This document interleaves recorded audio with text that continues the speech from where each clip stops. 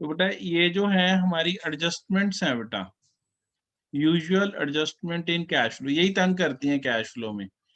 जितनी भी एडजस्टमेंट होंगी कैश फ्लो में उन सब का डबल इफेक्ट है। पहला इफेक्ट तो आप सभी जानते हैं, हर एक के टू फोल्ड इफेक्ट आएंगे एडजस्टमेंट के। तो अगर आप ये देखें, सबसे पहले है इंटरिम डिविडेंड। अगर इंटरिम डिविडेंड पेड है तो ये एडजस्टमेंट में होएगा नीचे बाय वे ऑफ एडजस्टमेंट। और जब आपको ये एडजस्टमेंट में गिवन है तो इसका टू फोल्ड इफेक्ट है बेटा। क्या टू फोल्ड इफेक्ट है? नंबर वन इफेक्ट है, एक तो एड इन ऑपरेटिंग एक्टिविटीज होएगा। ट्रिप के अंदर हम इसे ऐड करते हैं, ऐड इन ऑपरेटिंग एक्टिविटीज। और दूसरा, it will be deducted from financing activities. Financing activities में हम इंटरिम डिविडेंड पेड और डिविडेंड पेड दोनों ही लेस करते हैं, वो हम लिखेंगे। उसके बाद जो दूसरा है बेटा, प्रपोज डिविडेंड होएगा, टू फोल्ड इफेक्ट होएगा बेटा। जो प्रीवियस ईयर का डिविडेंड पेड है, प्रपोज डिविडेंड, ये भी एडजस्टमेंट में होएगा। और जो हमें गिवन होएगी इसकी वैल्यूज, उस वैल्यू को हमने क्या करना है, एक तो ऐड इन ऑपरेटिंग एक्टिविटीज करना है जो हमने इंटरिम डिविडेंड के साथ ट्रीटमेंट करी थी, और दूसरा आपने डिडक्ट फ्रॉम फाइनेंसिंग एक्टिविटीज ही करना है। दो इफेक्ट हैं इसके। फिर आ जाता है इंटरेस्ट ऑन डिबेंचर्स। ये कई बार तो क्लियर कट नीचे गिवन होता है एडजस्टमेंट में। अगर क्लियर कट एडजस्टमेंट में गिवन है तो टू फोल्ड इफेक्ट है, एक ऐड इन ऑपरेटिंग एक्टिविटीज। सबसे पहले आपने ऐड इन ऑपरेटिंग एक्टिविटीज करना है under the heading of non operating expenses, और दूसरा डिडक्ट फ्रॉम फाइनेंसिंग एक्टिविटीज करना है। अगर हम अब तीनों एडजस्टमेंट को देखें, चाहे डिविडेंड पेड, चाहे इंटरिम डिविडेंड पेड, चाहे ये इंटरेस्ट ऑन डिवेंचर, ये तीनों ही एडजस्टमेंट्स हमारी सेम ट्रीटमेंट हुई। एक ऐड करनी है ऑपरेटिंग एक्टिविटीज में और एक डिडक्ट फ्रॉम फाइनेंसिंग एक्टिविटीज करना है। लेकिन अगर इंटरेस्ट ऑन डिवेंचर्स नहीं गिवन तो फिर हम कैलकुलेट करेंगे। जैसे ये क्वेश्चन में गिवन हो, हमें ऐसे दिया है क्वेश्चन में, जैसा हमारे पास स्क्रीन पर आप देख पा रहे हैं, ये लिखा है स्क्रीन पे कि 10% डिवेंचर्स हैं, 1 लाख के ओपनिंग थे और 120 के क्लोजिंग थे। अब इंटरेस्ट ऑन डिवेंचर निकालना है, तो हम कैसे निकालेंगे? अगर कुछ नहीं लिखा तो हम चुपचाप करके ओपनिंग वैल्यू पे निकाल लेंगे। 1 लाख ये ओपनिंग वैल्यू, दिस वन, ये वाली ओपनिंग वैल्यू, और 10% रेट ऑफ इंटरेस्ट, ये 10% रेट ऑफ इंटरेस्ट है जिसकी हम बात कर रहे हैं। 10% डिबेंचर्स, तो 10% ये यहाँ से निकाल लिया हमने। तो 1 लाख का 10% 10,000, यही 10,000 हम माइनस कर देंगे ऑपरेटिंग एक्टिविटीज में 10,000 प्लस कर देंगे, ये प्लस हो गया ऑपरेटिंग एक्टिविटीज में, और यही 10,000 हम माइनस कर देंगे इन्वेस्टिंग फाइनेंसिंग एक्टिविटीज में से। तो बस यही हमारी ट्रीटमेंट है कि हमने इसे डिडक्ट भी करना है और हमने इसको प्लस भी करना है। अगर डेट ऑफ इशू दिया है, अगर डिबेंचर्स आर इशूड ऑन 1 अप्रैल, अगर ओपनिंग पे इशू करे हैं फिर क्लोजिंग डेट पे, अगर क्लोजिंग पे इशू करे हैं फिर ओपनिंग डेट पे, रिवर्स होता है। अब जैसे इसमें लिखा है डिबेंचर्स वर इशूड ऑन 1 अप्रैल 2019, तो इस डेट पर आपके डिबेंचर इशू हो गए। तो जब आपके डिबेंचर इस डेट पर इशू हो गए, जो हमारी डेट्स गिवन है, तो फिर हम क्या करेंगे? अगर डेट पर 1 अप्रैल को इशू किए तो फिर क्लोजिंग पे लेना, हमने 120 पे कंसीडर किया है, तो ये 120 का 10% 12,000, फिर अमाउंट बदल जाएगा, ट्रीटमेंट वही रहेगी। अगर डिवेंचर इशूड ऑन 31 मार्च है, क्लोजिंग पे इशू करे हैं, तो फिर ओपनिंग पे ही निकालेंगे जैसे हमने पहले निकाला था 1 लाख के ऊपर। कई बार क्या होता है, डिवेंचर बीच में इशू किए हैं, अगर बीच में इशू किए हैं तो फिर निकालना पड़ेगा इंटरेस्ट। फिर हमारे पास दो ऑप्शन है बेटा इसे निकालने के। जैसे ये केस 4 है, केस 4 इज वेरी इंपॉर्टेंट, ध्यान से सीखना। हमने 30 जून 2019 को डिबेंचर इशू किए, 30 जून 2019 को इशू किए, तो ये हमारा 1 अप्रैल को पोजीशन है।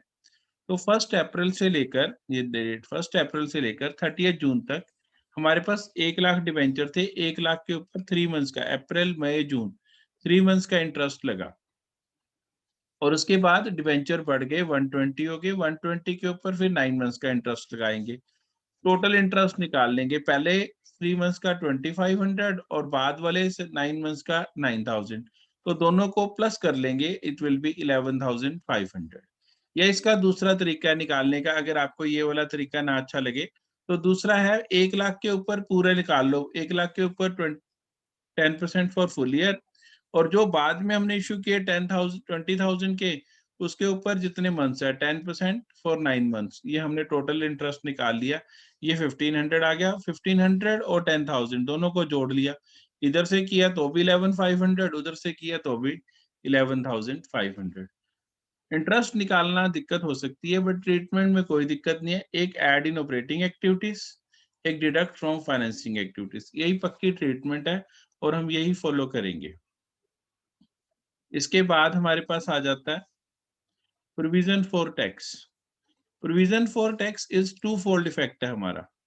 प्रोविजन फॉर टैक्स को हमें देखना पड़ेगा कहाँ गिवन है, कैसे गिवन है। Treatment will remain the same, सिर्फ अमाउंट देखना है कहाँ से आएगा। आपको पहले ट्रीटमेंट की जगह बताता हूँ, ये ट्रीटमेंट आएगी कहाँ से। पहला है add in operating activities under the headings of trip, तो हम पहले ट्रिप के अकॉर्डिंगली ऐड कर देंगे। दूसरा है deduct from operating activities, and में ऑपरेटिंग एक्टिविटीज में से माइनस कर देना है। ये टू फोल्ड इफेक्ट है हमारे इसका प्रोविजन फॉर टैक्स का। पहला है add in operating activities, trip में ऐड करना है। जब ये कर दिया, ट्रिप में ऐड कर दिया, फिर लास्ट में जब फाइनेंसिंग ऑपरेटिंग एक्टिविटीज आ जाती हैं, वहां इनकम टैक्स पेड लिखते हैं बिल्कुल एंड में, तो वहां से हम इसको डिडक्ट कर देंगे। अब सपोज करो सिर्फ ये हमें गिवन है बैलेंस शीट में, बैलेंस शीट में गिवन है तो दोनों ईयर्स की वैल्यू भी गिवन होंगी, 2019 की वैल्यू भी गिवन है, 2020 की वैल्यू भी गिवन है। तो प्रोविजन फॉर टैक्स जो करंट ईयर वाला है, दिस 39,000 करंट ईयर वाला, इसको तो हम ऐड करेंगे, ये वाला ऐड में आएगा 39,000, और जो नीचे लेस होएगा वो होएगा 20,000। डिडक्ट फ्रॉम ऑपरेटिंग एक्टिविटीज, ये 20,000 ये हमने लिखा भी है। Two fold effect, add in operating activities, current year value add होएगी और जो प्रीवियस ईयर वैल्यू है वो आपकी डिडक्ट होएगी लास्ट में। अगर ये एडिशनल इंफॉर्मेशन में गिवन है दूसरी ऑप्शन में, ऑप्शन 2, पहली ऑप्शन खत्म हो गई। Now option 2, income tax paid during the year is 25,000, हमें ऐसे गिवन है। तो अगर ऐसे गिवन है income tax paid during the year, तो फिर आपने क्या करना है, आपने कुछ नहीं करना, जो अमाउंट गिवन है उसके साथ दोनों वो जो हमने वैल्यू में लिखी है दोनों ट्रीटमेंट उसी अमाउंट के साथ करनी है। बैलेंस शीट में आपको ये नहीं गिवन है, बैलेंस शीट में ना गिवन हो तो, अगर बैलेंस शीट में गिवन होएगा फिर ट्रीटमेंट बदलेगी बेटा। अगर बैलेंस शीट में भी है, एडजस्टमेंट में भी है, तो फिर बेटा वो मैं आपको बताऊंगा, फिर वो नीचे वाला केस लगेगा जो बिल्कुल लास्ट वाला है, थर्ड ऑप्शन लगती है फिर। तो पहला ये अगर गिवन इन बैलेंस शीट है तो हमने सीख लिया कैसे करना है। अगर गिवन इन एडजस्टमेंट है तो फिर दोनों जगह पर सेम वैल्यू आएगी। ऐड इन ऑपरेटिंग एक्टिविटीज भी 25,000, डिडक्ट फ्रॉम ऑपरेटिंग एक्टिविटीज भी 25,000। और अगर ये दोनों जगह गिवन हो simultaneously, given in balance sheet as well as in adjustment at both places, तो फिर आपने इसका अकाउंट बनाना है बेटा। ये अकाउंट बनाना जरा दिक्कत वाली बात हो जाती है, कई बार बच्चे को पता नहीं लगता, लेकिन मैं आपको दोनों तरीके से बताता हूँ। आपने प्रोविजन फॉर टैक्स का अकाउंट बनाना है, ये 20,000 ओपनिंग वैल्यू आ गई, ये इधर चली गई, ये 39,000 क्लोजिंग वैल्यू आ गई, इधर चली गई। कई बार ईयर्स उल्टे गिवन होते हैं, आपने वैसे ही लिखना है, इधर ओपनिंग वैल्यू लिखनी है, इधर आपने क्लोजिंग वैल्यू लिखनी है। अब आपने नीचे एडजस्टमेंट पढ़नी है, नीचे वाली एडजस्टमेंट पढ़ रहे हैं, income tax paid during the year is 25,000। कई बार तो ये इनकम टैक्स पेड गिवन है, अगर ये गिवन है तो ये बैलेंसिंग आ जाएगी, और समटाइम्स उसने लिखा होता है income tax provided during the year, अगर प्रोवाइडेड गिवन है तो ये वाली वैल्यू गिवन है, ये बैलेंसिंग आएगी। फिर आपने इसमें घबराना नहीं है, अगर इनकम टैक्स प्रोवाइडेड गिवन है तो इधर लिख लेना है, ये बैलेंसिंग आ जाएगी। अगर इनकम टैक्स पेड गिवन है तो ये लिख लेना है, ये बैलेंसिंग आ जाएगी। उसमें कोई प्रॉब्लम नहीं है, लेकिन जो भी आए जिधर भी मर्जी आ जाए बैलेंसिंग फिगर, ट्रीटमेंट पे कोई फर्क नहीं है। ये 44,000 ऐड होएगा इन ऑपरेटिंग एक्टिविटीज, ऊपर ट्रिप में जाएगा ये, और ये जो टैक्स पेड है ये सबसे लास्ट में income tax paid during the year, वहां से माइनस होएगा। आपकी जैसी मर्जी ट्रीटमेंट हो, आपने घबराना नहीं, आपने ध्यान से पढ़ना है कि क्या वो कह रहा है क्वेश्चन, उसके अकॉर्डिंगली उल्टा हमने उसको कर लेना है। अगर आपको गड़बड़ लगे तो फिर आपको ये देखना पड़ेगा कि कैसे किया है, लेकिन आपको दिक्कत आएगी नहीं अगर आप इसको सही तरीके से करेंगे। इसके बाद आ जाती है बेटा चौथी जो एडजस्टमेंट है, ये 3-4 जो हमने कर ली। अब चौथी जो एडजस्टमेंट है वो है डेप्रिसिएशन की। Fourth adjustment is of depreciation. अब डेप्रिसिएशन निकालने के लिए या लॉस ऑन फिक्स्ड एसेट निकालने के लिए दो तरीके से होते हैं बेटा इसमें। Case one when depreciation fund account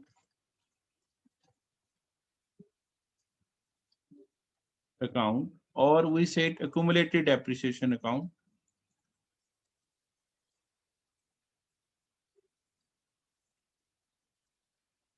or provision for depreciation account is given.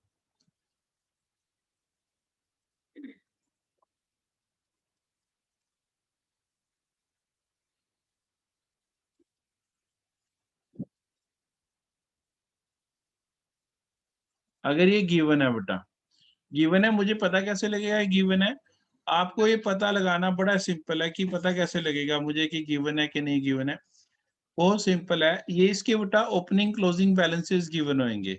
ये ओपनिंग बैलेंस, ये क्लोजिंग बैलेंस बैलेंस शीट में दिया होगा मोस्ट प्रोबेबली। अगर बैलेंस शीट में नहीं दिया तो नीचे एडजस्टमेंट में दिया होगा। जितने भी हमने क्वेश्चंस किए हैं वहां पर नोट्स टू अकाउंट्स में लिखा होता है।